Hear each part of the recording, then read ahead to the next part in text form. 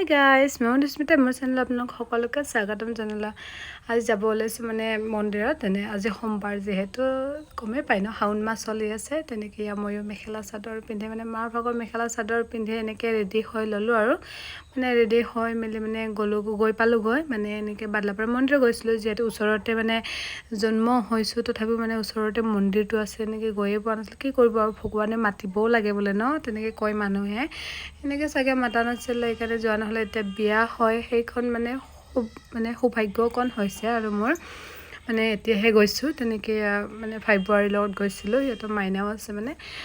আজি কেমেৰামেনজনী তাইহে মানে কি কৰিব, আমাকে মানে কেমেৰাটো ধৰিব খোজে, মোবাইলটো ধৰিব মানে তাই ধৰিব নিদিয়ে। মই কৰিম বুলি কয়। সেইকাৰণে আৰু কি কৰিব, দি দিছোঁ আৰু তাইকে ধৰিব। মানে মোৰ আশাটো পূৰণ হওক ন তাইৰো। তেনেকৈ দি দিলোঁ। তেনেকৈ বহুত মানে গোটেই ভগৱানবিলাক আছিল ন, মূৰ্তিবিলাক। তেনেকৈ সকলোতে মানে পূজা কৰিলোঁ। মানে প্ৰথমতে গৈয়ে গণেশ বাবাক এনেকৈ পূজা কৰিলোঁ। তেনেকৈ পূজা কৰি মেলি ধুনীয়াকৈ আহিলোঁ আৰু দুজনীয়ে। তেনেকৈ ইয়াতে কোনে কোনে আহিছে ক'বচোন বাদলাপাৰা মন্দিৰত।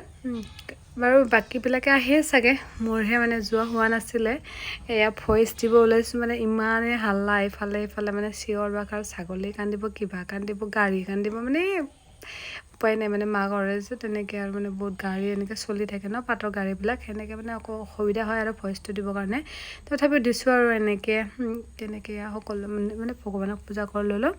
চ' পূজা কৰি মানে আহিলোঁ আৰু মানে তাই এনেকৈ প্ৰেগনেণ্ট আছে, তাই স্কুটি চলাব নোৱাৰে। তেনেকৈ ময়ে চলালোঁ আৰু। আপোনালোকে ক'ত গৈছে ক'ব হা, জনাব। এনেকৈ মই এনেকৈ আৰু গাখীৰ ঢালিব খুজিছোঁ। এনেকৈ গাখীৰ চাখীৰ ঢালি আহিলোঁ আৰু আজিলৈ আহিছোঁ বা।